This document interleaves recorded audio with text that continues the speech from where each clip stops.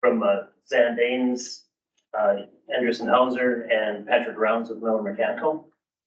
Zane, you want to kick it out? Yeah, if you're ready to get started, we can roll right into it. My name is Xan Danes. As Grant said, I work for Endress Hauser, and this is something that, frankly, I have a lot of passion about. It's something that seemingly every day, every week, we can learn more and more, especially as call them newer radar frequencies are being developed. I like these ISA type presentations because it really allows me to focus on the technology itself. So without even getting into anything manufacturer specific, just covering basic things like what's new with new radars? Why are there so many seemingly new radars? And then backing that up, not just with the fundamentals, but also examples of where these new radars come in handy, how they solve application challenges that may not have been possible even 5 or 10 years ago. With most new developments, there come particular examples of drawbacks or scenarios where maybe R&D or product development didn't think of where the devices may not be applicable. So I would like to share some of those as well. These call them absorption phenomena and what they mean with radar in particular. And then after that, I want to talk a little bit about what the future holds, what's coming in the next few years, what to expect, especially when it comes to non-contact radar developments, and then touch a little bit about how do you verify, calibrate, or proof test one of these devices. Before I continue, if there's specific questions, does your chapter typically ask them during the presentation, or should we hold Q&A until the end? We usually keep it interactive. Okay. I'll keep an eye on my other screen then. If anybody does have questions, either just blurt out or try to catch my attention somehow. Fair? Hard when I can't see everybody.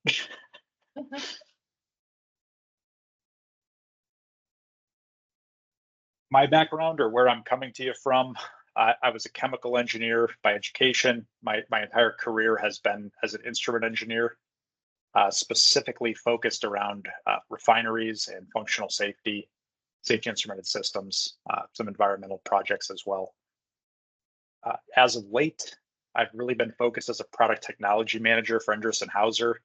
And what that means, or where the new developments tend to be, where I tend to focus, is on radiometric or nuclear applications and radar. So about 100% of my time is spent either working on ionizing or non-ionizing radiation. For today, all of this is non-ionizing radiation for radar.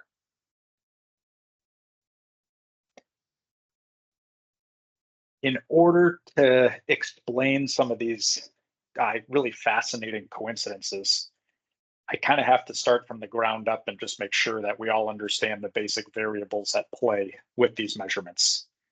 So at its most basic, a radar measurement is based on reflection of microwaves based on a change of wave impedance. This change in impedance occurs at the interface between two different media.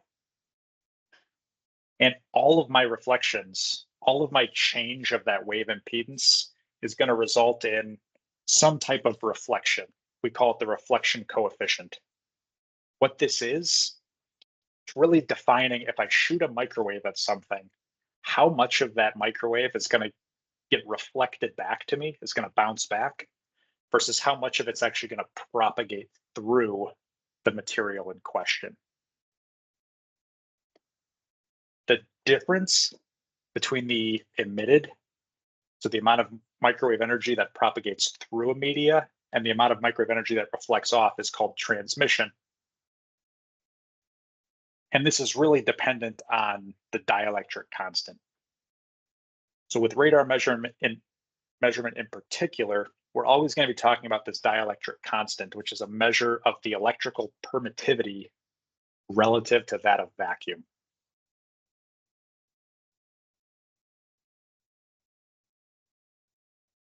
Because we tend to focus, and rightfully so, the dielectric constant being so critical and the interface between two different dielectric constants, we tend to make some very critical assumptions that for the most part are valid. We assume that the propagation speed in all cases in any type of medium, it's going to be slower than it is in vacuum, but the speed itself really depends on the material properties. So we introduce this other constant. You see the dielectric constant of most gases, it's approximately 1. The other variable is the permeability. So how available that gas is to allow our microwave or our radar signal to propagate through it. And for most gases, for most vapor spaces, even in vacuum, it's approximately 1. So we say this is a safe assumption. We might even say for non-magnetic media, non-polar media, the influence of this permeability constant is negligible. So we operate under this assumption that the dielectric constant is the most important factor for any radar-based measurement. We essentially take that mu out of the equation.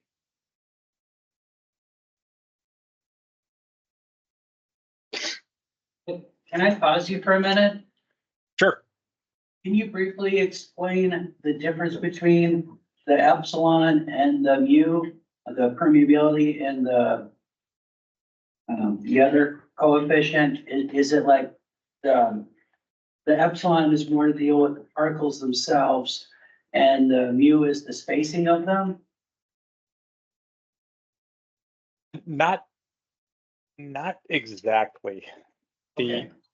The dielectric constant or the permittivity is a measure of I call it the reflective properties to simplify it. And you'll see as I go through here, I do not mean to pass myself off as a physicist, because these values can get challenging to determine if someone else hasn't already determined them for you. So I think of the relative permittivity in terms of that reflective coefficient. I think of the permittivity as the likelihood of a material to reflect a microwave signal, whereas the permeability is the ability for it to transmit. Okay. In these cases, since we're dealing with all gases, so air, carbon dioxide, oxygen, nitrogen, SO2, for most of the things we would traditionally consider in the vapor space, our permeability and our permittivity are both going to be equal to 1.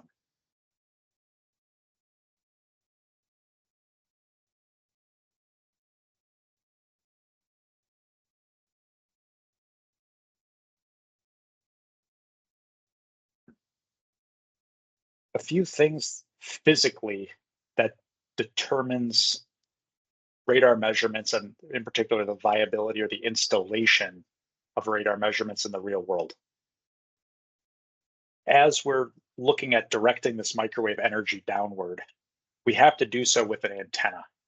So we really have to design or look at the geometry of this antenna as a way to direct that energy downward, to take that wave impedance and get as much of that heading in a downward direction as possible. So what we typically assume, or in all cases is true, when I have a larger antenna, I'm able to get more of that physical radar signal into the vessel in question.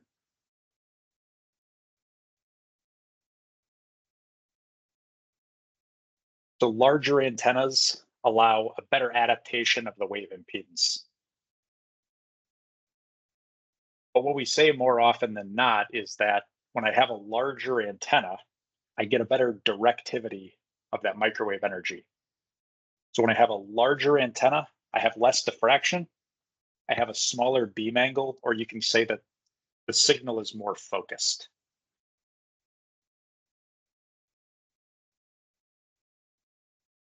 There's another benefit, though, to having larger antennas, especially with non-contact radars. We don't just have to shoot this radar signal or shoot this microwave energy into a tank, we also have to catch it. So when I have a larger antenna, I not only have a more directed, more focused signal, but I also have a larger net. I have a larger aperture, a larger area to collect that signal, so more energy can be received. Traditionally, I was taught that for every nominal increase in antenna size, so going from 1.5 inches to a 2-inch or a 2 to a 3-inch antenna, every nominal increase, I effectively double the gain, the available gain of the measurement. So you'll see with larger antennas of a radar with a given frequency, larger antennas often result in narrower beam angles, but also larger measuring ranges. And in some cases, larger measuring ranges with fluids of lower dielectric constants, so less reflective media.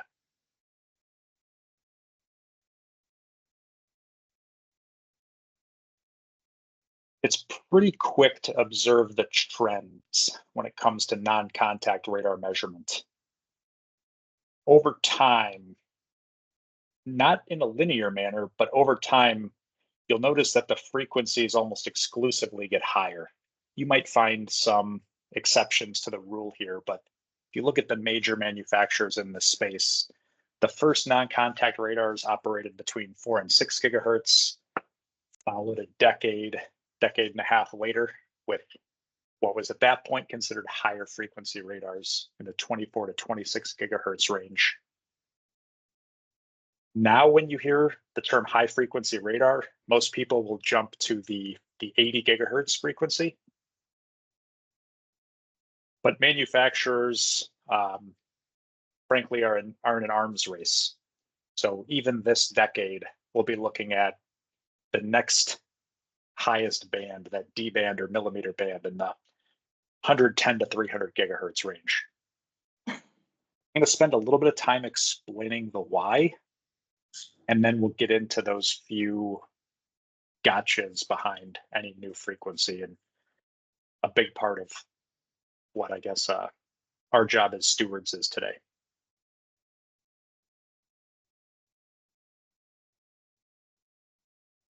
The radars functionally or fundamentally, there's a couple things that don't necessarily change. If I look at the two commercially available level measurement technologies within this radar space, they both measure distance. Both a pulse and a frequency modulated continuous wave radar will measure distance. They measure distance between the antenna and the product surface, and it's a speed of light based measurement. So those fixed values I had shared with the dielectric constant, the permeability, the speed of light, we really take this for granted.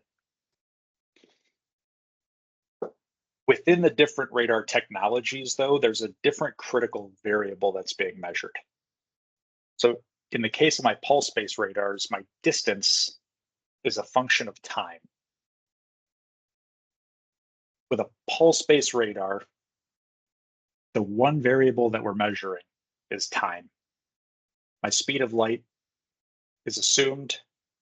My distance is measured directly based off the time. With a frequency modulated continuous wave radar, I'm not really measuring time anymore within the device. The way that these radars work is I'm constantly sending a frequency, and at the same time, I'm constantly receiving a frequency. So I'm just calculating distance based on the frequency difference. So this is technically a less direct or indirect method to measure level as compared to a pulse-based radar. At this point, I do like to tell people that from a commissioning standpoint, fortunately, all of the stuff on the right side here happens behind the scenes. All we really have to know from a basic setup standpoint, or what we would tell people during a technical training, a hands-on type training with the devices, is we really have to know critical values like the empty distance, the full distance, the levels calculated, at least from a software perspective, in a very similar manner for the user interface.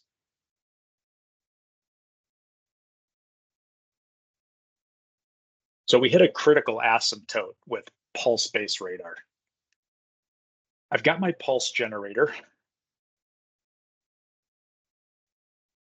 I trigger an impulse. And what this impulse is it's very much, it physically looks like an electromechanical bullwhip. So I take this whip and I fire this whip and I shoot this signal into this antenna, down through the antenna, down into the tank, and I start a timer. I'm measuring the time that it takes to leave the antenna, reflect off the product surface, and then get captured again by that same antenna. This happens in an order of nanoseconds, typically, depending on the height of the tank, depending on the level in the tank. This is a nanosecond measurement. So I hit that critical asymptote here when it comes to generating a more nanosecond accurate clock. At a certain point, that clock and that accuracy in nanoseconds becomes, let's say, critically expensive or more difficult to manufacture in a repeatable manner. So this is a direct measurement. It also gets expensive as we try to get more and more refined when it comes to accuracy, fractional millimeter accuracy specifically.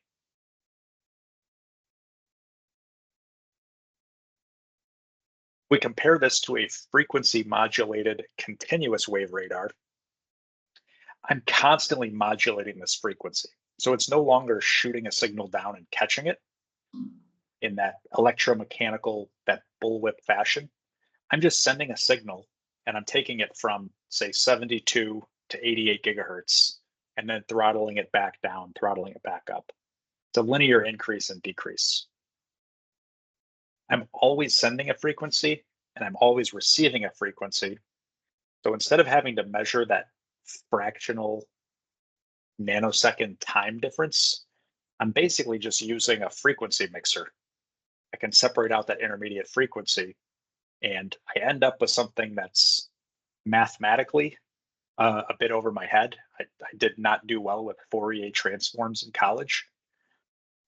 But once we have that formula is repeatable and it's very easy to make it quite accurate. Sorry if I'm being fairly self-deprecating, it's because the physics here fascinates me, but it was not my strong point academically.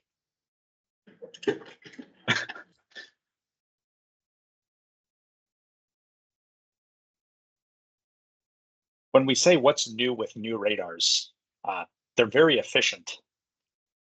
The measurement itself is we no longer need that pulse generator. So if you look at that kind of chip over there to the right, and then you look at the electronics specifically, we would traditionally need that, call it the transmitter electronics. That's where my signal impulse gets generated. That's typically connected via a high frequency cable into the back of the sensor electronics in the antenna. So we'd end up with kind of a 3-part measuring system. And those 3 parts are all very sensitive to anything that could change. Now, if I look at what the newer radars bring to the table, my sensor module is it's much smaller. So the measurement fundamentally takes place now on a chip, not a semiconductor chip, but a chip on the order of, a 1/2 inch by 1/2 inch. For those that are involved in functional safety, anytime we reduce electronic components, less possible things that can fail, in particular things that can fail in a dangerous or undetected way, our functional safety data gets much better the simpler the measurement gets.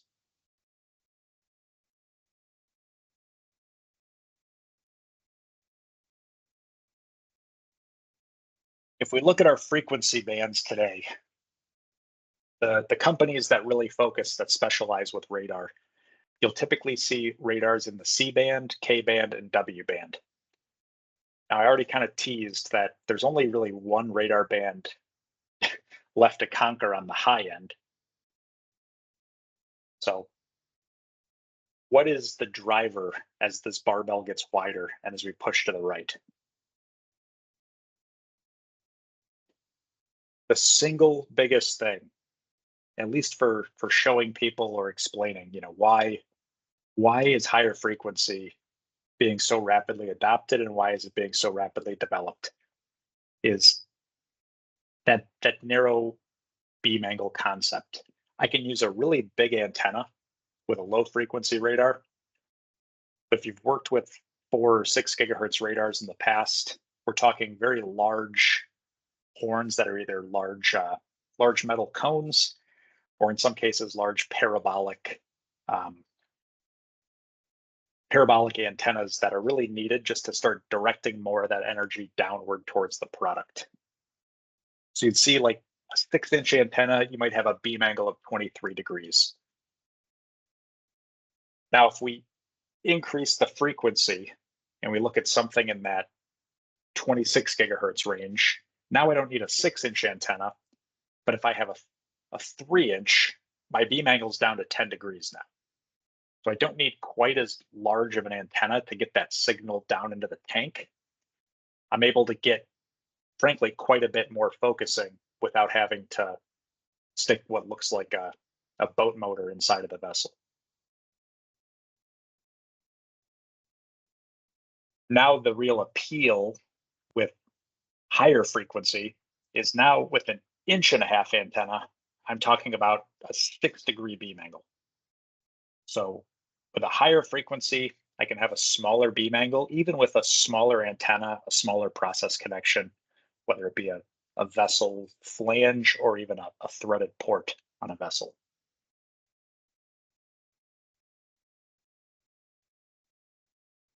It also makes things easier to specify. So I'm not as critical, I'm not as concerned with the tank wall effect. If I keep my signal tight, I don't have to worry about losing any of my usable gain in obstacles.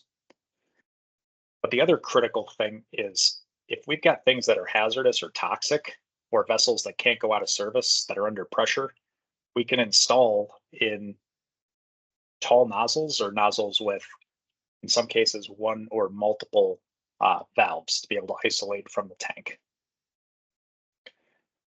We also are able to capture longer measuring ranges and measure both liquids and solids with lower dielectric constants. From a technician standpoint, if you're worried about false echo suppression or not locking onto false signals in the tank, it can make commissioning quite a bit simpler too if you're seeing less noise or seeing less tank geometry and merely shooting off the product itself. Question, Xander. Yeah. Based on this, do we see radar level technologies in LPG tanking? And I'm talking mostly shipping. Do we see that, or is it not useful in that application? LPG, yes, but not quite LNG yet. And I'm not sure, but in terms of like petroleum distillates, LPG, yes. Yeah, I'm thinking the maritime application where, off the coast of Louisiana, where we have terminals that are filling, LPG tankers for shipment to Europe, right? And wondering if they have these radar level sensors in the ships or on the ships. I would probably have to look up specific examples. I know, for instance, it's a struggle because I focus on the Midwest. Yeah, I appreciate that. So when we do, for instance, liquefied natural gas, I know that we hit a critical distance because the dielectric's low. Sure. So for liquefied natural gas, for instance, I know that we can use these devices as like a high level alarm or high level interlock. but we wouldn't necessarily use them in a 120-foot tall LNG tank. Gotcha. But in terms of the maritime applications, I mean, I don't know. I don't have any specific experience offhand. That's okay, thanks. Appreciate the ability to ask the question. Absolutely. That's the thing. I can, it's interesting being a Midwest resource because people all over the globe will ask me questions about soybean meal or other agriculture type products. And then somebody will mention something that's either offshore or, involved in major maritime shipping. And I just, I give an answer like the one I just gave you. Xan, this is Patrick. The one LPG facility locally here we did work on, but it was long enough ago, as in 5 to 6 years ago, before more modern 80 gigahertz had come along. And the other major thing that had played a part there is that most of those applications carry a lot of NTEP or custody transfer certification requirements as you're filling and transferring and billing against those meters. And the certifications don't always follow as closely as the technology. So we ended up in plumb bob, servometric devices in those cases. But Yeah, that, hopefully that's some added context. Thanks, Patrick. Yeah, and we have another question here. What about, so we refer to the Midwest, obviously agriculture is a huge component.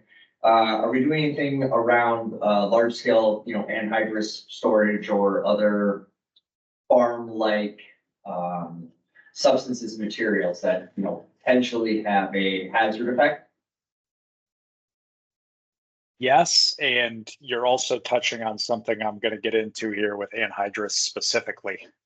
So there are some critical things here. As I talk about all that's good, I also want to touch on some of the exceptions.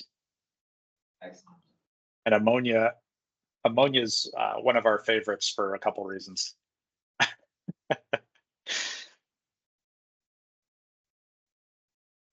Thank you. This is a nice segue too with the LPG question and the less reflective media. The higher frequency, we have a higher reflection coefficient, especially in medium, both solid and liquid with small dielectric constants.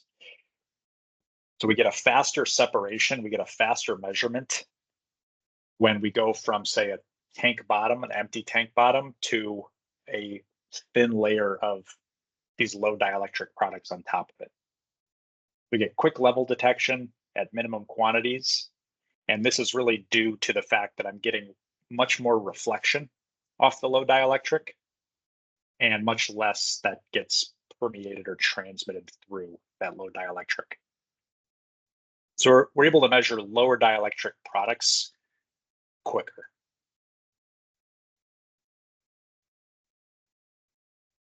Now, in order to give some concrete examples, some real world examples here, I have to talk about echo curves for anybody who's not familiar, or if you are familiar, it's been a while. What I'm going to share with all these examples is it's a snapshot of what the radar sees inside the tank at a certain time. This includes everything from nozzle effects, the tank wall, tank bottom obstructions, the product surface itself.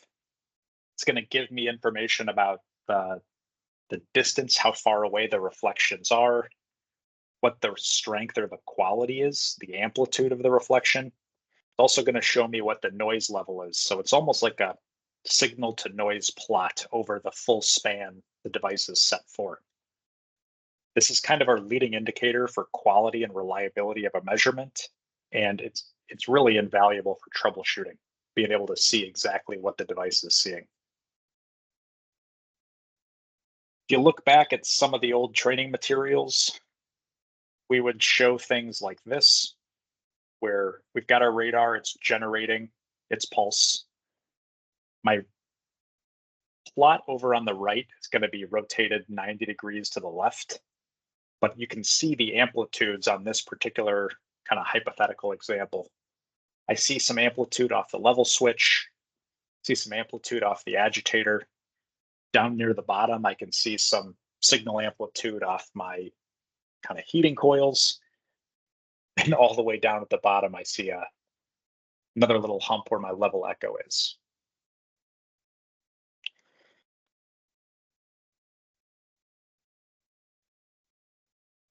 Also want to point out that time of flight radars, pulse-based radars, they physically look different from a frequency modulated continuous wave radar.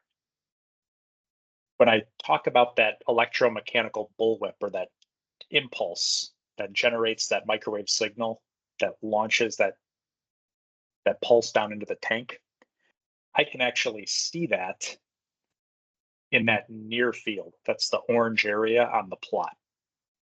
So on the left, you can actually see where that signal impulse gets generated. That's up in the head of the transmitter. So I can actually see how that looks over time. Now, if I get rid of that pulse, if I get rid of that launch, and I go to a continuously modulated frequency, now I have a flat launch. So that FMCW radar on the right, I no longer have that big impulse from that signal generating. A lot of cases, it just looks cleaner. In some cases, that cleaner look can really help us with regards to signal strength and reliability.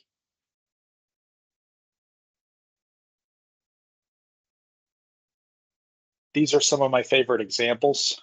I just saw another one of these a couple weeks ago, but this tank is a lot like our example. It might even be a little bit worse. I've got a 2-stage agitator, some spray balls. I've got heating coils, concentric heating coils that are really a foot apart. So from the ID of the outer to the OD of the inner, I've got 1 foot of space to be able to get a microwave signal through. In this case, we happen to have a flange that's installed directly in the middle of those two. And this was an application that frankly probably wouldn't have been possible installed from above without this high frequency radar. So even with all that internal geometry, I have a relatively flat baseline with 1 strong peak. That strong peak coincides with our level.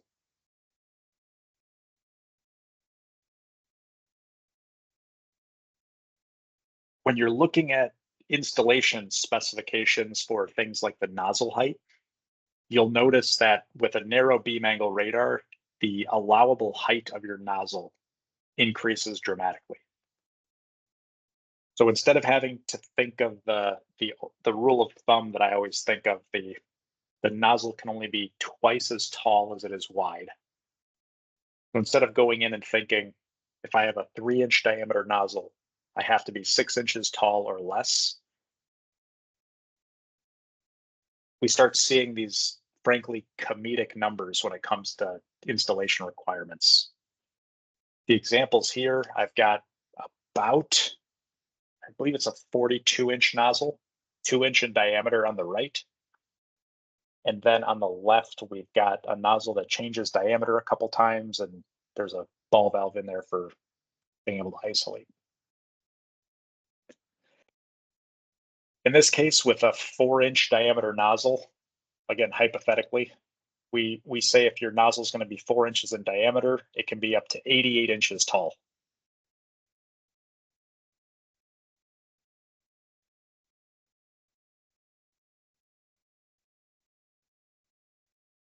Because there's no signal launch, these devices work particularly well in small vessels. So I don't have to deal with a big cascading signal launch anymore and trying to measure that fractional nanosecond to be able to reflect off a surface in the near field and then catch it at the transmitter.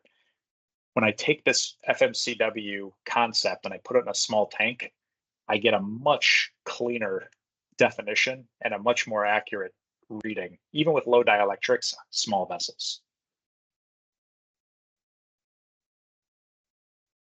speaking to the universality, we're onto something here. We think we've got a device. This could be universal because we can take that same exact device and now we can put it in a 234-foot stormwater runoff pit, which you may have water on top, you may have plastic bottles, clothing, cardboard, you name it. And now I've got the same device that can work in a 20-inch tall vessel or a 234-foot pit. I promise I'm getting to the exceptions here. Because before I do want to highlight, why we're spending so much time and why these are so readily adopted. There's one more physical symptom when we increase our frequency. We shorten our wavelength. This doesn't really matter for a liquid, but where it really benefits us is with solid. The non-contact measurements in solids have always been a challenge. With lower frequency radars, you had a wider wavelength, and you ended up not getting a lot of signal back to the transmitter. With something like a laser, you might be able to measure the solid level when you can physically see the level, but certain measurements really struggle with dust, like laser and ultrasonic, where the dust can attenuate that signal. What we notice right out of the gate with 80 gigahertz in solids is that we get more signal back to the transmitter.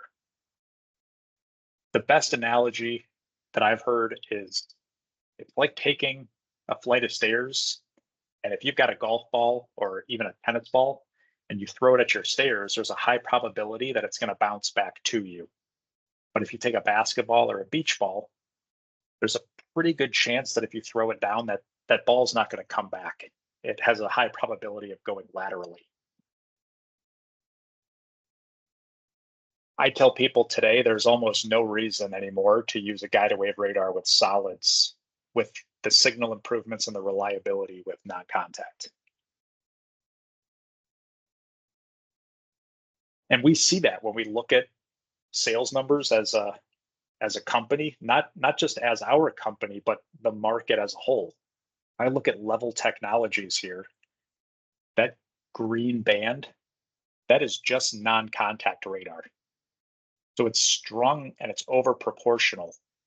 Whereas for technologies like ultrasonic, it's flat, in some cases even decreasing. So radar's truly becoming a dominant technology in this space. And what even better, it's really simple now. Maybe simple with a few asterisks. What we end up with is we really have these primary ranges where we're looking at where radar measurements take place.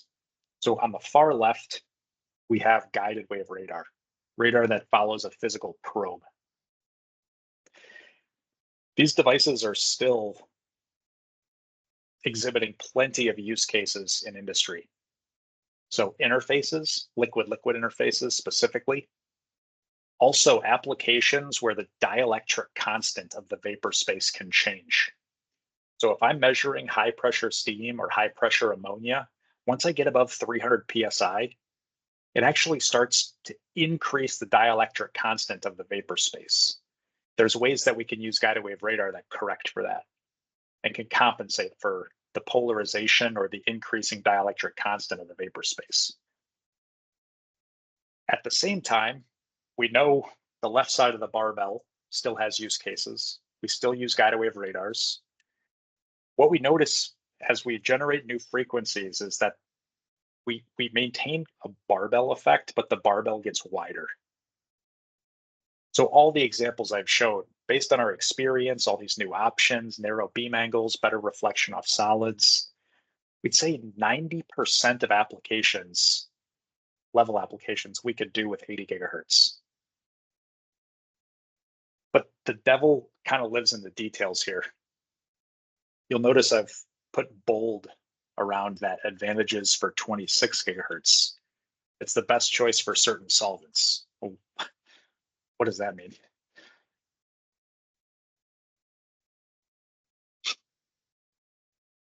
In order to revisit that permeability, that mu value, I want to bring up the one historical example that we've known for the last 20 years.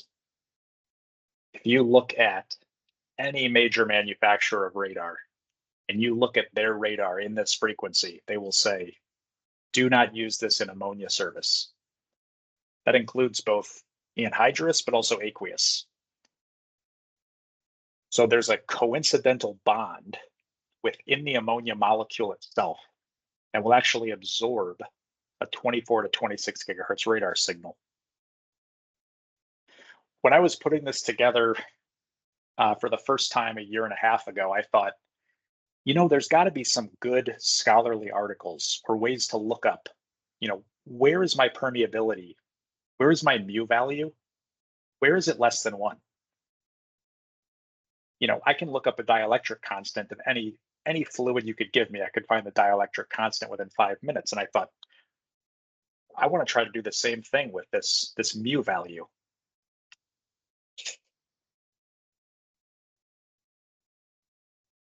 Kind of teased this earlier. I am not a good student of physics. I would end up finding articles like this. I kept getting back to things that I couldn't wrap my head around and that frankly aren't necessarily valuable to an instrument engineer or a technician who's trying to look this data up. I could find some things for ammonia, but I would find articles like this, more like space studies, things around academia and the study of our cosmos. But there's got to be somewhere that you can find these mu values for different frequencies to figure out, you know, how do you avoid this exact phenomenon? And I said, not a good physics student. I was looking at this going, channel maps, intensity maps, ammonia emission. This is what this type of data looks like. My 24 gigahertz continuum emission is shown as dashed contours, except the bold dashed contours, which highlight regions of ammonia absorption.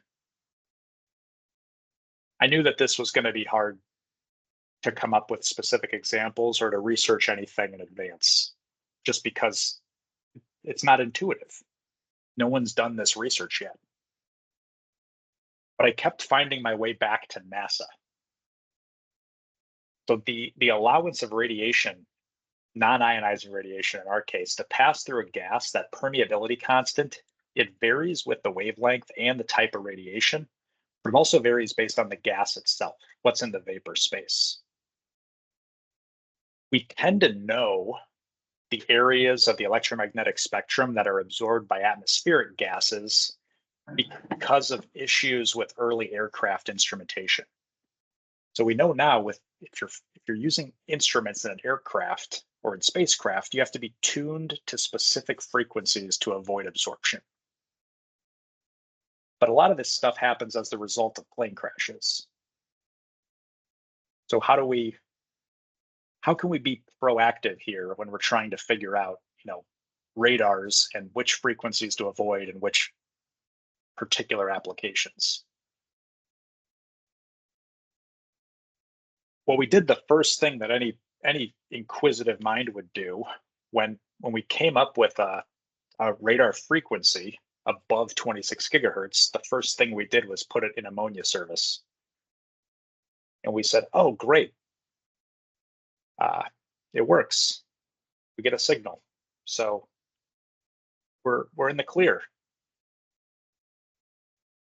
But that's just with one particular coincidence. I was sitting with a bunch of my colleagues, some in R&D, some in sales, but sitting with a bunch of colleagues, I think it was 2017 already. And I'm listening to my colleague from Charlotte, and he's talking about man, it's like this radar was totally blind. And I thought it was a bad radar. We swapped it out. And then the second one was blind. What's even worse, it's acetone. It's polar, it's reflective, it's got a dielectric constant like water. We should be getting a huge signal off this. And we end up, our signal to noise ratio, our echo curve is just a flat line. What in the world? So we find out in real time that this 80 gigahertz frequency has a coincidental vibrational bond with acetone in the vapor space. So acetone, if any of you have bought any type of paint remover or a goof off, if you spill acetone, it's very volatile. It enters the vapor space. That's what I'm looking for. It has a low boiling point, so it's very volatile. So with something like acetone, we know we can use a guided wave radar. We know we can use a 6 gigahertz, a 26 gigahertz. It's just this weird coincidence that takes place with this 80 gigahertz frequency. To make things even more challenging, if I take acetone and I mix it with something else, so it kind of decreases the volatility or decreases the presence of acetone in the vapor space. In this case, I take acetone and mix it with isopropanol. We're back to being in a decent place.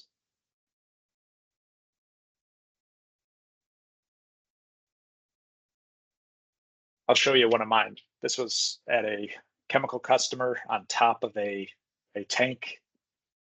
If you're familiar with ACN, it's not particularly friendly stuff. But I had my, oh boy, what am I looking at here? We actually had a valve on this tank to be able to replace the unit without a high level of exposure. So we swapped out the device, and the device that we pulled worked perfectly on the benchtop. And we find out only at elevated temperatures for this one, only when the temperature gets above about 140 to 150 degrees do we start to have this absorption take place. So a few days in the summer, we get some higher temperatures, maybe a pump runs on recirc with low level in the tank, we end up with this scenario. But it's like the device goes blind and it stays blind. So as we're out in the field and we're learning this stuff, vendors don't reflexively go into customer sites and talk about all the different places you can't use, especially new technology that we like. So different manufacturers they'll kind of cover their bases in different ways. Some manufacturers will actually build it into their configuration tools. So if you're configuring a radar on their website, you might have to actually say early in the process, if you're handling something that has acetone or something that has ammonia. In some cases, they'll be in product data sheets, maybe a list of non-compatible media with a given radar frequency. But this isn't necessarily something that you'll see on page 1 or on the front page of the website.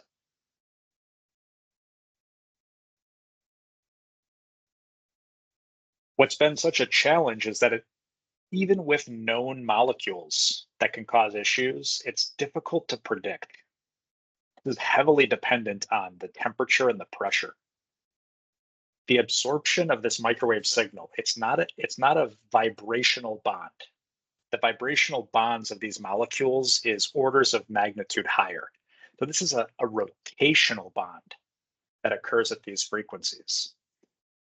So what we've observed is these potentially absorbing substances, especially with the highest frequencies, they tend to have polar bonding regions and they tend to have low boiling points. So we tend to have a saturation of that vapor pressure with the molecule that causes this issue. To this point, we've observed it primarily with ketones, but also some epoxides, some halogens, and at high temperatures, some benzene and benzene derivatives.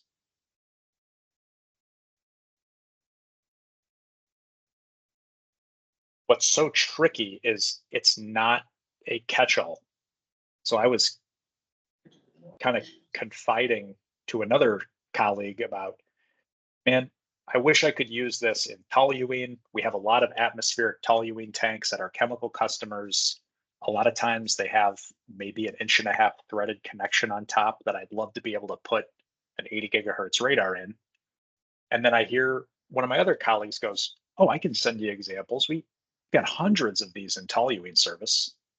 Sends me this snapshot there below. And I'm grappling that, toluene is on the list of media where we've identified problems, but yet our installed base is quite large and we don't seem to have a lot of problems. It's a function of the boiling point. So oftentimes, if we're working with a pharmaceutical company or if we're working with a chemical company and we're dealing with atmospheric storage or processes that don't get particularly hot, we might educate them about, hey, if you end up heating this toluene, if you end up approaching the boiling point, we could have signal attenuation. It truly becomes this ultra consultative approach where you want to be able to use the best possible instrument that gives the best performance, the simplest setup over the life.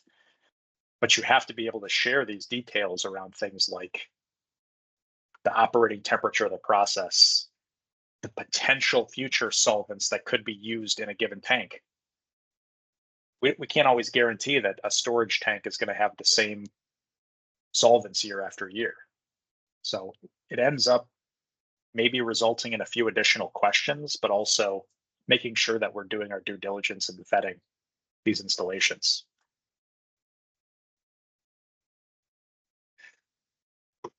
But what can we do to keep up with our findings from the field?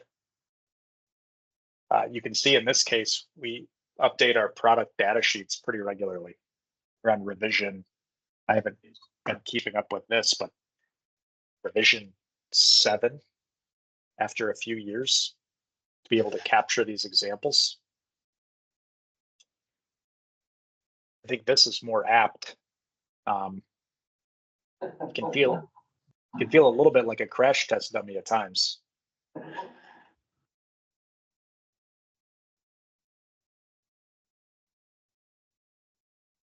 So there's a few things that can help us.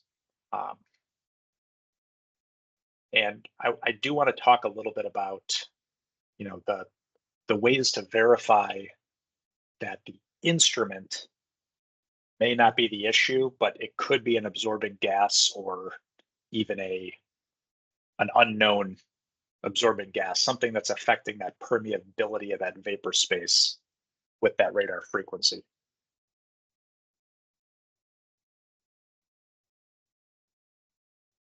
Along with the simplification of the electronics, there's a very high drive to have a much higher diagnostic coverage of those critical components. So we want to take this measurement and we don't just want to check the output of the device. We want to make sure that every single piece of that hardware is operating exactly as it left the factory.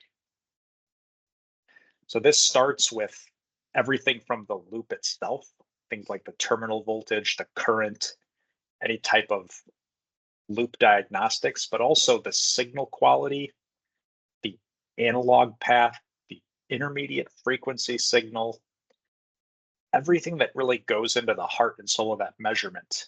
We want to be able to trace that over time.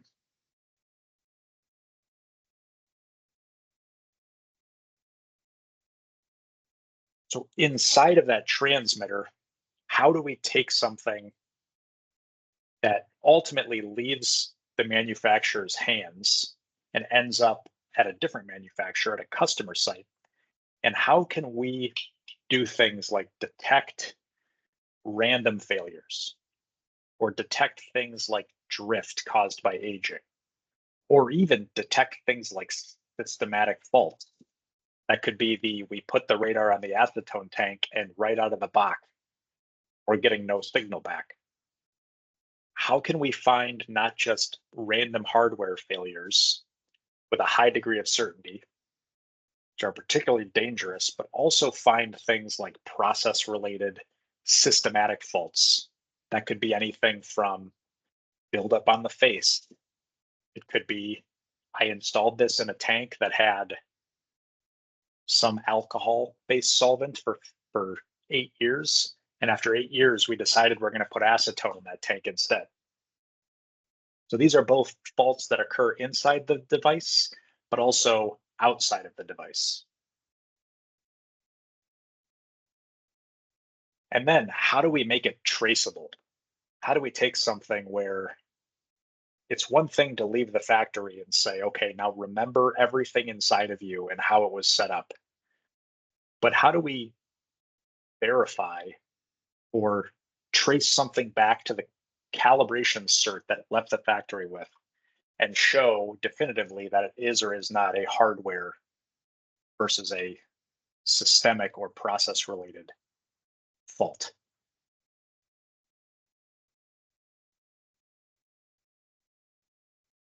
The cool thing with these smaller electronics and making things more energy efficient is we can do stuff like this, where we can put a redundant set of that high frequency circuitry inside of a device. So I've got a high frequency oscillator, and then I have a sampling oscillator. I compare these two measurements, and even though they're not time-based, I can think of this like if I had 2 watches. I think Patrick has a story. I guess we're a half Swiss company, but I guess somebody really likes watches, so he wears 2 at the same time. The idea is if I've got 2 different high frequency systems, one's performing the measurement, one's purely a control. If I notice any one of those start to drift at all, I can trigger an advance warning that my level or my measured distance is going to quickly go out of tolerance. Even though there's only a 50% chance that it's the watch that we really care about, or the high frequency circuitry we really care about, this allows us to have some type of traceability inside of a device that frankly is challenging, if not impossible, to actually calibrate.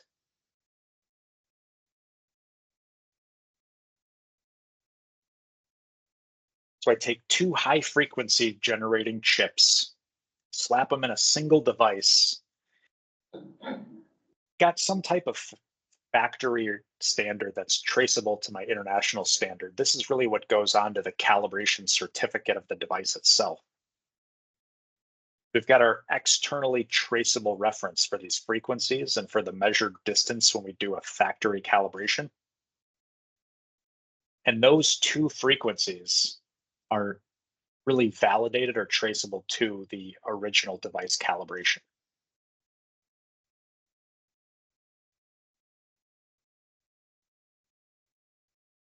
So when it comes to the safety instrumented system lifecycle, the calibration certificate, and in some cases, even the verification report meet the requirements for lifecycle documentation. So being able to do a proof test or inspection, this admittedly would be a partial proof test, but the high diagnostic coverage and the redundant circuitry within a given device can often be used to extend a proof test interval, at least on the instrument itself, speaking independently of the system.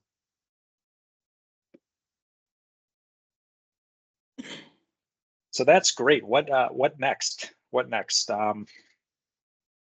When I originally came up with this presentation topic for ISA Will DuPage in Chicagoland, I knew that there were higher frequency radars being developed, but I didn't realize how soon.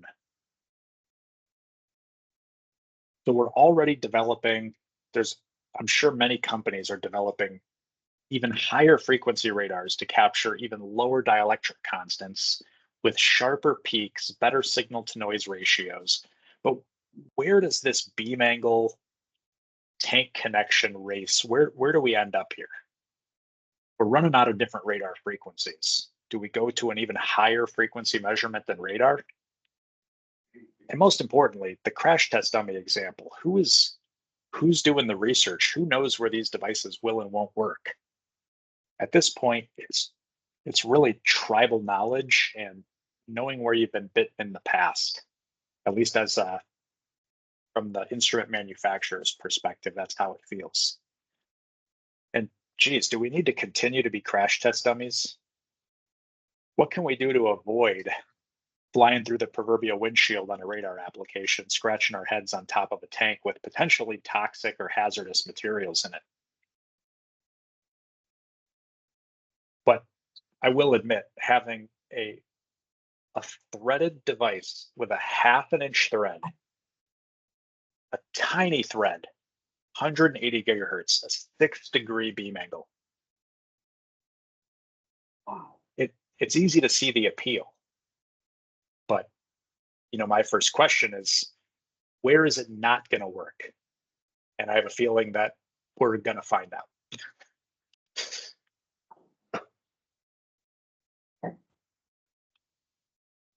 That was what I had planned. I know I got a meeting invite for an hour and a half. I tried to keep it to an hour.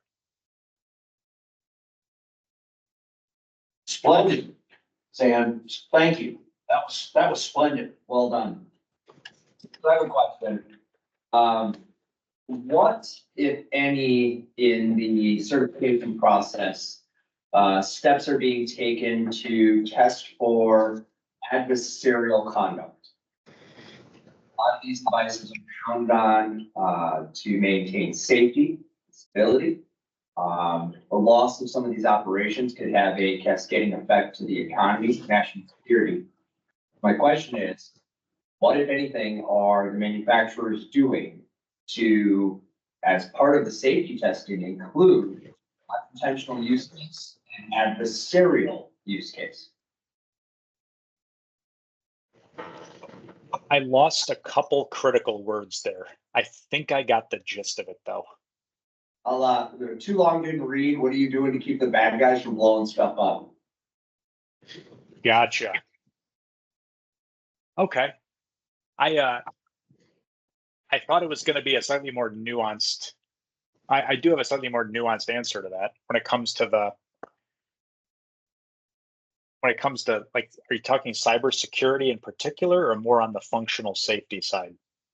Both. It's both. Both digital adversarial action as well as physical. For example, if someone was an inside bad actor at a facility, they had the ability to manipulate. Are there detection mechanisms? And obviously, I don't want you to disclose any of that. But I Gotcha. like a general question: is that an area of concern, and is it getting attention and focus? Absolutely. I am not as familiar with the IEC standard around cybersecurity. I want to say it's like 62443. Yes. Well done. Well, that's an exercise in memorization, not an exercise in familiarity. I am aware of the cybersecurity standards around the instrument that we conform to. I am far more familiar with the functional safety standards. I know, like, especially when our devices have Bluetooth, which Bluetooth is something, it's another trend. I didn't talk about it one iota today, but the question commonly comes up with Bluetooth and cybersecurity, and how do I prevent somebody from being able to configure an instrument from within, 30 to 50 feet. Right. So when we talk specifically about Bluetooth and the IEC standards around cybersecurity, what we'll often talk about is the initial encryption. So how do I gain access to the device for the first time? That's not even a change parameters question, but how do I gain access to that device? What we've done is we've copied the mobile passport security. So we stole something from the Fraunhofer Institute. Mm-hmm. So it's got to be within an app and with that specific device password. But there's intrinsic problems with that too, especially when we need to really lock instruments down. Thinking specifically about those safety loops where we don't want somebody going in and tweaking damping values because a signal's a little noisy. So even beyond that initial login, the ability to set software locks, secondary levels of password and lockout behind that has been critical to the acceptance or the adoption of some of these other methodologies like Bluetooth, for instance. The other point, I struggle a little bit with the functional safety thing, especially now that I work for an instrument manufacturer and not an end user. Because when I was doing projects with Xan, it was highly ill-advised to do a partial proof test. You can walk up, you can pull an instrument, you can throw an instrument loop, you can even bypass the instrument and make sure that it works under test. But what about the critical control element that's going to shut down the process? So I'm just talking, again, theoretically, but from that instrument's calibration perspective, that's all I can attest to from regards to functional safety, because I'm still a huge advocate for doing full proof tests and engineering bypasses to functionally test those systems as often as logically possible. One follow-on to that, signal interference.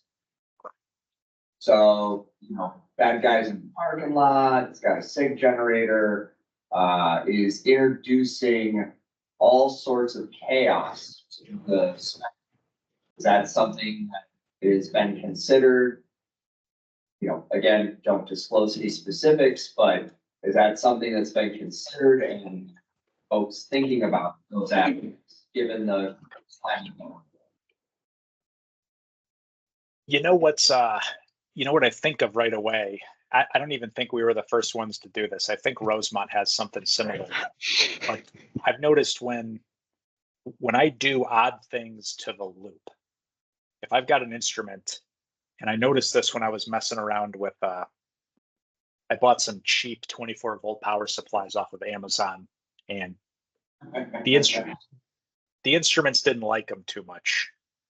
It wasn't anything like the amount of amps or necessarily the amount of milliamps, but the instruments themselves, some of those internal variables, like those loop diagnostics, if you're starting to notice the addition or the subtraction of not just voltage, but the milliamp itself, the resistance in the loop, I would think without going into, well, it potentially could go into a fault, but the instruments will usually give you some type of maintenance required or out of spec type of message. So the hope would be, if it's a critical safety system or critical safety interlock, and you've got a device that's saying or outputting some type of diagnostic message like, hey, come look at me, or maintenance required, the device may be able to catch that within the loop itself. Thank you. Very well articulated answers. I appreciate the questions and the feedback too. This is stuff that I think about all the time, not just in the context of radar, but safety instrumented systems. It's just been a long time passion. Well, if you ever want to nerd out, I'm sure we can figure out how to swap contact details. It's passionate as well. I'm the guy that breaks stuff. Nice. And so we've been passing some notes back and forth back here about how could this radar instrument be affected to cause something catastrophic? Could the radar band be increased, or are the devices set for 26 gigahertz, 80 gigahertz? Or do you have circuitry that keeps it at those frequencies within a guard band of the center frequency? Or can you manipulate the frequency to do other things? Maybe gel some material, make some material that you're trying to measure, and all of a sudden you change the frequency, it changes the absorption characteristics, and all of a sudden you're heating the material. The reason why that doesn't happen is just because the available power That's what I thought. available power for the measurement, we're only giving you like 14 milliwatts. Yeah, So it's just not enough to physically change. I'm sure we could find some examples somewhere where you could actually cause a physical change in a material with 14 milliwatts, but it's just so little energy functionally that it's not something where I've got this aha or this example I can even pull from. yeah, so there's some inherent safety built in due to a limitation of radiated power. Right. That's. That's gonna make me so. We do guardrail the measurements quite a bit. So every manufacturer is going to have some version of this. The time of flight radars, so the radars where I'm generating that impulse and shooting it into the tank, you have to use some type of static coding on those because you're shooting so many so rapidly that you have to be able to statically code each signal. So if you're getting them back 10 a second, you're able to delineate or separate the useful signal from the signal that came right after it. And also avoid crosstalk with other devices on the same tank, but also avoid any other devices that operate in that band. With the frequency modulated wave radars, in a lot of cases, that actual modulation, so the band that it's going back and forth, will be dictated by the distance. So the larger the distance, the less you modulate the frequency. So if I'm in a tank that's 12 inches tall, I might be going back and forth from 72 to 88 gigahertz very rapidly. But if I'm on a 400-foot silo, I'm only going to go back and forth about 2 gigahertz in either direction. I thought about this, and I get in so much trouble because I'll pull something up from R&D, something that we'll have in 2 years, and I really want to share some of the stuff that's maybe a little bit further down the road, but I just can't yet.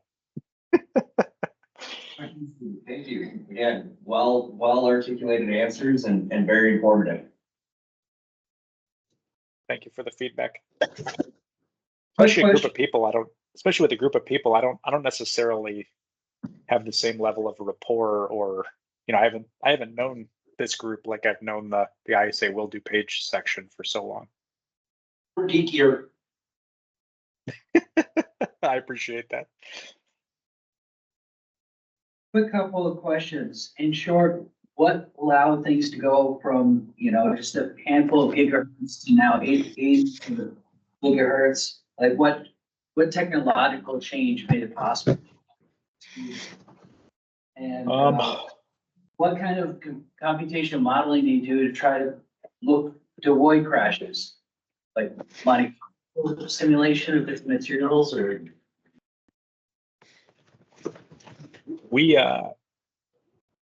I believe most companies who play in this space would freely admit that the technology is stolen from LiDAR. This was a adaptation of the technology for autonomous driving that got applied to an industrial measurement. And there were even some companies that decided not to invest in the technology, and their whole point was, well, this isn't a valid industrial measurement technology. This is tech that's stolen from the automotive space.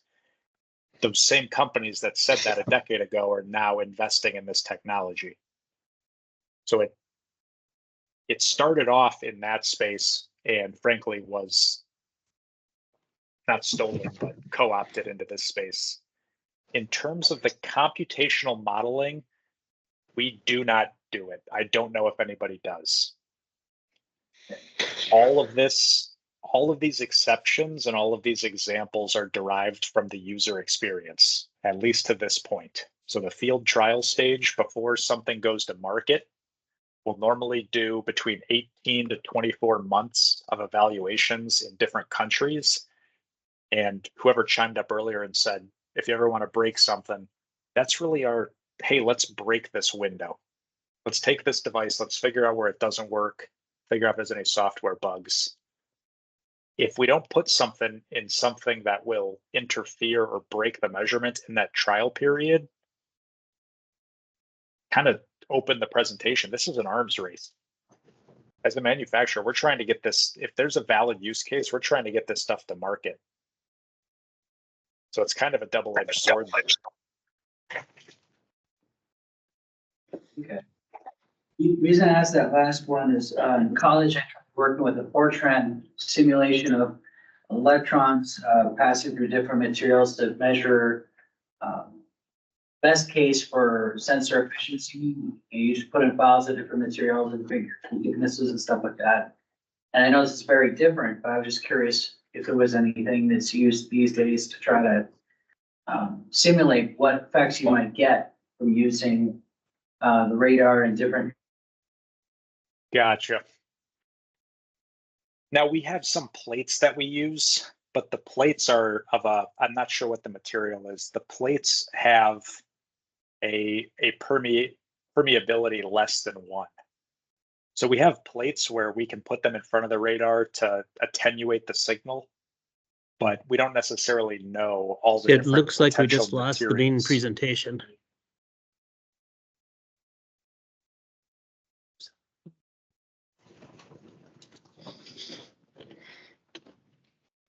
Still hear me? Yep, I can see the presentation as well, at least on my end. I noticed I can't see on camera anymore. And you have a charger that doesn't have a LED on it, huh? Yeah, Yeah. isn't that lovely? Yeah. I work at that. Oh, that would do that. Or the little cord, the plug that goes into the laptop sometimes will light up, and Yeah. that's what mine does. Like, Scale. no. All you can do is look at your little battery symbol and see if it's charging. Dude, or no, juggling. What is all this project, by the way? Jonathan. So that's super cool. Using Fortran to do that, that's freaking awesome. Well, it's something someone else had, they developed it in Japan, some university there, and they were sharing freely. In fact, it would give you like a whole manual and all that if you just said you wanted to do research. Really? Yeah, it's called electron gamma shower. Okay. Okay. About that, died on us. So that's me. Hang on.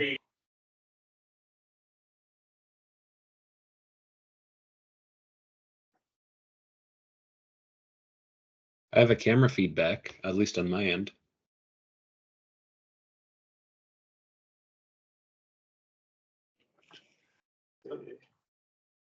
All right, I think we're back up and running. Sorry about that, folks. Thank you so much. Yep, I see that your camera just came back on, so all good.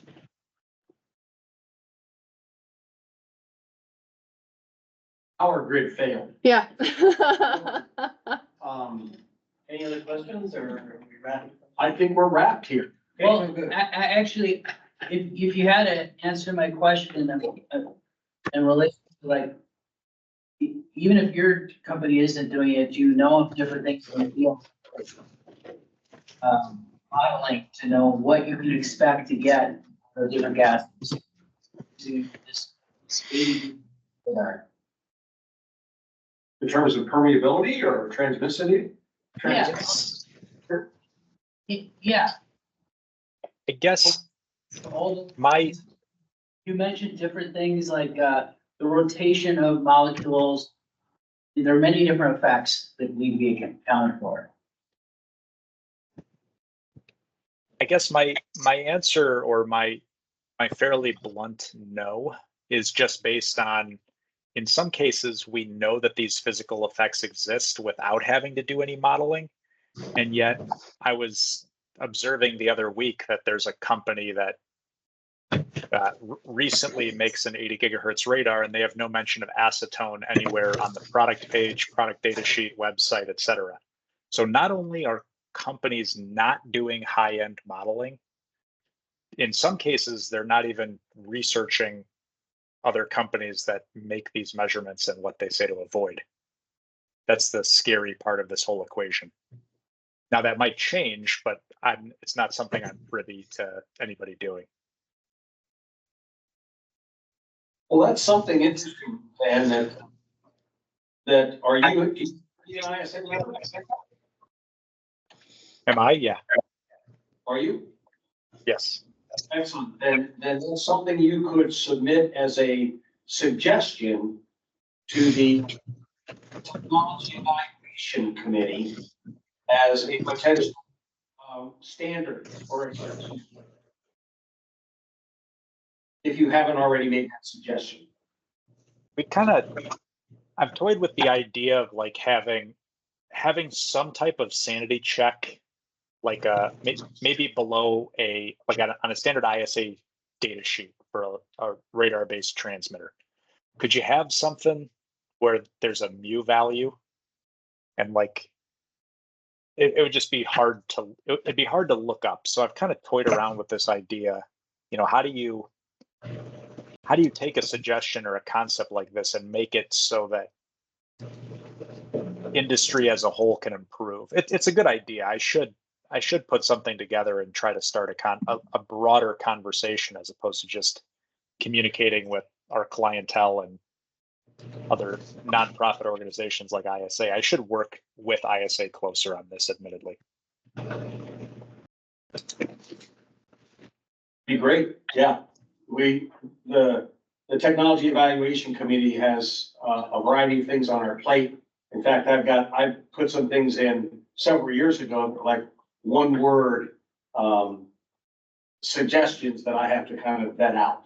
I have to change it, modify it, update it, and make it relevant or recommend that it be eliminated. But what you just described as a method for, gaining some, standards across radar. That would be great.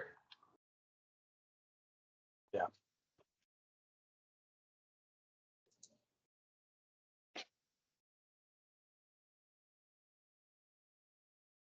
All right, any other questions, comments?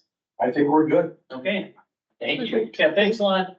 Have a good night. Thank you, everyone. Thank you all. Great questions. I Thank you. appreciate the discourse. See you guys. See ya. Thanks, guys.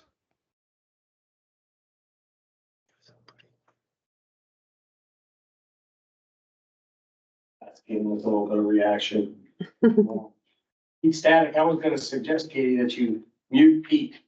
Yeah, I was trying to towards the end there. Yeah, Because you know Pete or? yeah, somewhat.